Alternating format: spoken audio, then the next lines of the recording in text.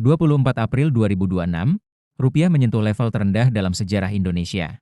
Kurs USD/IDR mencapai angka 17.300 per dolar Amerika Serikat. Ini adalah rekor baru pelemahan rupiah sepanjang masa Republik ini berdiri. Investor dan rakyat biasa sama-sama melihat dolar terus menguat tajam terhadap rupiah. Rupiah jatuh karena tekanan yang datang sekaligus dari luar dan dalam negeri. Banyak orang bertanya-tanya, apa yang sebenarnya terjadi pada ekonomi Indonesia? Dan yang lebih penting, apa dampaknya bagi kehidupan kita sehari-hari? Mari kita bedah satu persatu. Dari akar masalah hingga dampak nyata di lapangan. Rupiah pernah mencapai titik terlemah saat krisis moneter 1998 di angka Rp17.000. Kala itu, Indonesia mengalami guncangan ekonomi paling dahsyat sejak era kemerdekaan. Sekarang, di tahun 2026, kita mendekati bahkan melampaui angka kelam itu kembali. Perbedaannya, krisis 1998 dipicu langsung oleh spekulasi mata uang regional Asia Tenggara. Krisis kali ini jauh lebih kompleks dan berakar dari berbagai lapisan permasalahan. Ada faktor global yang tidak bisa kita kendalikan dari dalam negeri. Ada pula faktor domestik yang seharusnya bisa diantisipasi sejak jauh-jauh hari. Memahami keduanya adalah kunci agar kita tidak salah membaca situasi ini. Sepanjang 2020 hingga 2023, rupiah bergerak di kisaran Rp14.000 hingga Rp15.800. Lalu pada 2024, tekanan mulai meningkat dan rupiah melemah ke kisaran Rp16.000. Di awal 2025, banyak ekonom mulai memperingatkan potensi tembus Rp17.000. Dan kini di pertengahan 2026, peringatan itu menjadi kenyataan yang menyakitkan. Federal Reserve Amerika Serikat masih mempertahankan suku bunga di level tinggi. Kebijakan suku bunga tinggi AS membuat investor global lebih memilih aset dolar. Modal asing yang tadinya masuk ke negara berkembang kini kembali ke Amerika Serikat. Fenomena ini dikenal sebagai capital flight atau pelarian modal dari emerging markets. Indonesia, sebagai negara berkembang, menjadi salah satu yang paling terdampak.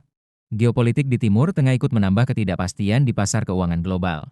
Konflik yang berkelanjutan di kawasan itu mengguncang kepercayaan investor dunia. Harga minyak mentah dunia naik signifikan akibat ketegangan di jalur pasokan minyak. Indonesia sebagai negara pengimpor minyak bersih langsung merasakan tekanan ini. Setiap kenaikan harga minyak berarti pengeluaran dolar yang lebih besar untuk impor. Permintaan dolar dari sektor energi pun ikut mendorong rupiah semakin melemah. Perang dagang antara Amerika Serikat dan Cina juga mempengaruhi rantai pasok global. Indonesia yang bergantung pada perdagangan internasional ikut terdampak ketidakpastian ini. Ekspor Indonesia ke Cina terganggu karena perlambatan ekonomi di negeri tirai bambu. Sementara ekspor ke Amerika Serikat pun menghadapi hambatan tarif yang semakin ketat. Dolar yang menguat secara global membuat semua mata uang negara berkembang tertekan. Indeks dolar atau DXY mencatat penguatan yang signifikan di paruh pertama 2026.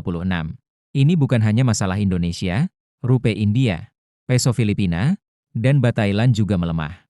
Namun pelemahan rupiah terasa lebih dalam dibanding banyak mata uang PRS-nya di Asia. Itu artinya ada persoalan spesifik dari sisi fundamental ekonomi Indonesia sendiri. Defisit APBN 2026 makin membesar jauh dari target awal yang ditetapkan pemerintah. Target awal defisit dipatok di kisaran 2,5% terhadap produk domestik bruto. Namun realisasi menunjukkan defisit bisa menembus 3% bahkan lebih tinggi lagi. Belanja negara terus meningkat sementara penerimaan pajak tidak tumbuh sesuai harapan. Program-program pemerintah yang ambisius memerlukan dana segar yang sangat besar.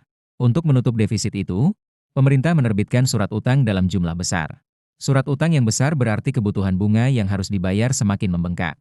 Pembayaran bunga utang menguras cadangan devisa yang seharusnya menjaga rupiah. Investor asing mulai mempertanyakan kemampuan Indonesia membayar kewajibannya. Ketika kepercayaan investor menurun, mereka cenderung menjual aset Indonesia. Penjualan besar-besaran aset berdenominasi rupiah menambah tekanan pada nilai tukar. Rasio utang terhadap PDB Indonesia pun mulai mendekati batas yang dianggap aman. Para analis keuangan internasional mulai memperhatikan sinyal-sinyal ini dengan serius. Pemerintah harus menyeimbangkan antara belanja untuk pertumbuhan dan disiplin fiskal.